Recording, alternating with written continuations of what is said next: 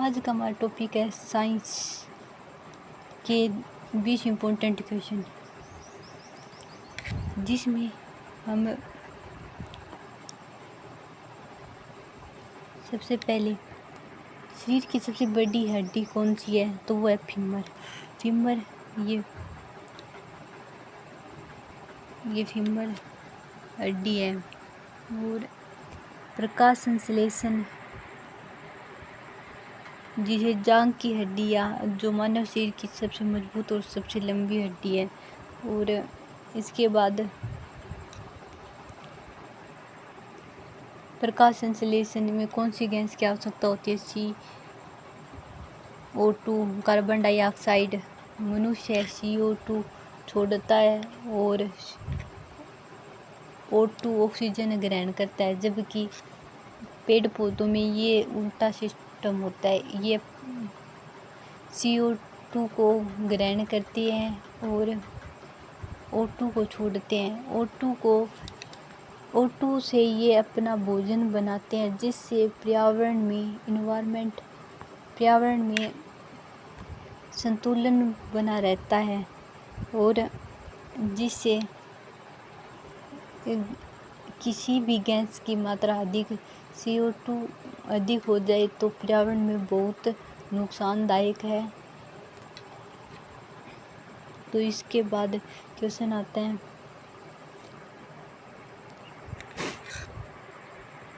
बिजली का अच्छा सुचालक कौन सा है। लकड़ी में करंट नहीं आता, प्लास्टिक में भी नहीं आता, तांबा में और आता है, कांच में भी नहीं आता। तो इसका सही आंसर हो जाएगा तांबा। तांबा एक अच्छा सुचालक है। मानव शरीर का pH मान कितने हैं, 7.4। मानव शरीर का pH मान 7.4 होता है। और ये हल्का क्षारकीय भी होता है, क्योंकि 7 से कम वाला अम्ल होता है और 7 से अधिक वाला क्षार होता है। तो ये 7.4 है, तो 7.4 है। अगर ये प्रॉपर 7 होता तो ये उदासीन हो जाता, अगर कम तो अम्ल और अधिक तो क्षार। तो ये 7.4 है। 7.4 तो मतलब ये अम्लीय नहीं है, क्षारीय है। तो इसके बाद मानव शरीर में हल्का क्षारीय होता है। ध्वनि सबसे तेज किस माध्यम में चलती है, तो ध्वनि सबसे तेज ठोस के अंदर चलती है, जिसमें ध्वनि की तरंगों के लिए माध्यम की आवश्यकता है, जिसमें ठोस कण एक दूसरे के करीब होते हैं। ठोस में कण पास होते हैं, द्रव में दूर दूर। गैस में फिर उससे ज़्यादा दूर। गैस में सबसे ज़्यादा दूर, द्रव में थोड़े बीच के होते हैं। और ठोस में सबसे पास कण होते हैं, जिसके कारण जो ध्वनि होती है वो बहुत ज़्यादा तेज़ी से आती है। तो गैस में दूर होते हैं, पानी में नहीं होता और निर्वात में भी, लेकिन सबसे तेज़ ठोस में होता है। जिसके बाद बात आती है, ध्वनियों की यात्रा के लिए एक माध्यम की आवश्यकता होती है और ठोस को एक कण दूसरे के करीब होते हैं, तो ध्वनि तेजी से यात्रा करती है। और अब बात आती है, ये कण एक दूसरे के पास होते हैं, तो इसी के कारण वो ध्वनि चलती रहती है। पास कणों से वो संपर्क करती है ना, तो आपस में वो तेजी से गति करने लग जाती है। विटामिन की कमी में कौन से विटामिन में रतौंधी रोग होता है, विटामिन ए के अंदर रतौंधी रोग हो जाता है। विटामिन डी में आयोडीन की कमी से। और विटामिन बी में बेरी। विटामिन सी में सकरवी रोग हो जाता है। और विटामिन डी ये हमें बाहर हमारे पर्यावरण से मिलती है, जैसे सूर्य का प्रकाश। और इतना अधिक नहीं, बाकी लेकिन कुछ हद तक हमें बाहर से मिलती है। ये पर्यावरण विटामिन सी इसका अंशवर संयोजक यहाँ पर रात में दिखाई नहीं देता। इसमें सबसे बड़ी समस्या इस बीमारी में यह होती है रतौंधी में रात को दिखाई नहीं देता। इसके बाद आता है न्यूट्रॉन की खोज किसने की। न्यूट्रॉन की खोज जेम्स चैडविक ने की और 1932 में न्यूट्रॉन की खोज की और प्रचुर मात्रा में तत्व पाए जाते हैं। न्यूट्रॉन की खोज जेम्स चैडविक ने की 1932 में। न्यूट्रॉन की खोज चैडविक। अब बात आती है प्रचुर मात्रा में कौन सा तत्व पाया जाता है। CO2। पृथ्वी पर सबसे प्रचुर मात्रा में CO2 पृथ्वी की पपड़ी ऑक्सीजन में सबसे प्रचुर मात्रा में पाई जाती है। गुरुत्वाकर्षण बल में नियम किसने प्रतिपादित किया। गुरुत्वाकर्षण बल का प्रतिपादन किसने दिया। प्रिंसिया नामक की बुक्स है, उसके अंदर 1600 के आसपास है। 1650 के आसपास होनी चाहिए इसकी बुक। जो ये न्यूटन साहब है ना, इन्होंने आइजैक न्यूटन ने गुरुत्वाकर्षण का नियम दिया। अब बात आती है पौधों में जल का परिवहन किसके द्वारा होता है। तो पौधों में जल का परिवहन जाइलम के द्वारा होता है और पौधों में जड़ों से पत्तियों तक पानी और खनिजों का परिवहन करता है। शरीर का तापमान कितने होता है। तो इसका 36 डिग्री।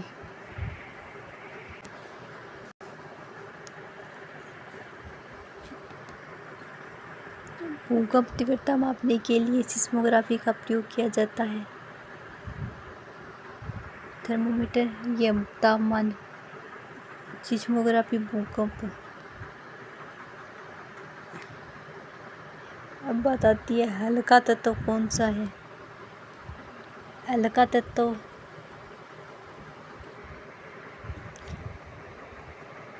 सबसे हल्का तत्व कौन सा है। तो सबसे हल्का तत्व हाइड्रोजन है, जो ब्रह्मांड में सबसे हल्का और प्रचुर मात्रा में पाया जाता है। और मानव आँख में किस भाग में प्रतिबिंब बनता है।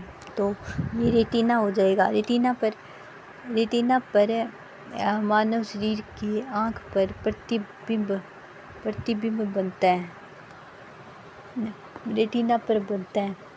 अब बात आती है प्रकाश संवेदनशील परत होती है और यह वास्तविक और उल्टा प्रतिबिंब बनाती है।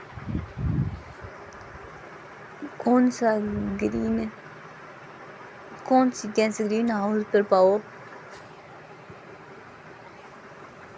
के लिए प्रमुख रूप से जिम्मेदार है। तो इसमें CO2 सबसे ग्रीन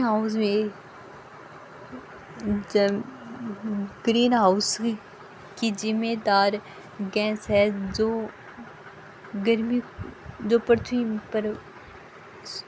पृथ्वी है इस पर यहाँ से प्रकाश आता है और इसी प्रकाश को एक चादर के रूप में बनकर एक गैस रोकती है। जिस प्रकार जैसे ये हमारी पृथ्वी है और ये पृथ्वी पर एक चादर बना लेती है, जिससे जो भी प्रकाश यहाँ से आता है, ये हमारा सूर्य हो गया। और जो सूर्य से जो प्रकाश आता है उसे यहाँ पर रोक लेती है। ये रोक लेती है, ये बाहर नहीं जाने देती, जिससे यहाँ के तापमान में वृद्धि होती है और वायुमंडल का तापमान अधिक हो जाता है। तो इसी के लिए जिम्मेदार CO2 गैस है। इसके बाद हॉर्स पावर में 746 वोट की होती है और जो शक्ति का इकाई मात्रक है। सापेक्षता का सिद्धांत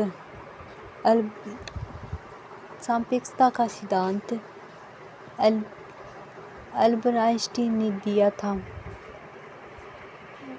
विद्युत धारा के लिए उपकरणों का उपयोग किया जाता है। विद्युत धारा को मापने के लिए कौन से उपकरण का उपयोग किया जाता है?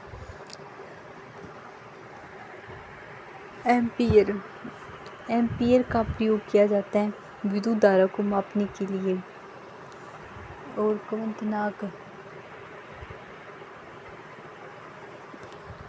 क्वथनांक 100 डिग्री सेल्सियस होता है, जो शुद्ध पानी में और 100 डिग्री सेल्सियस तक उबाला जाता है। भोजन का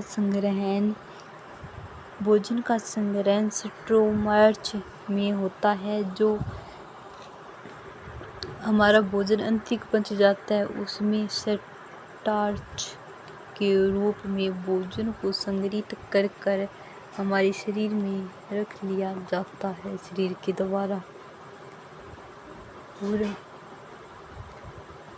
इसके बाद कौन सी गंध में CO2 हो गया था? pH तापमान मानव शरीर का pH 7.4। चलो इन क्वेश्चनों को वापस रिपीट करते हैं। मानव शरीर क्वेश्चन याद से था हमारा। प्रकाश संश्लेषण में कौन सी गैस या प्रेफरेंस और भी अच्छा सा था। चलो अब के लिए एक बार इतना ही। धन्यवाद।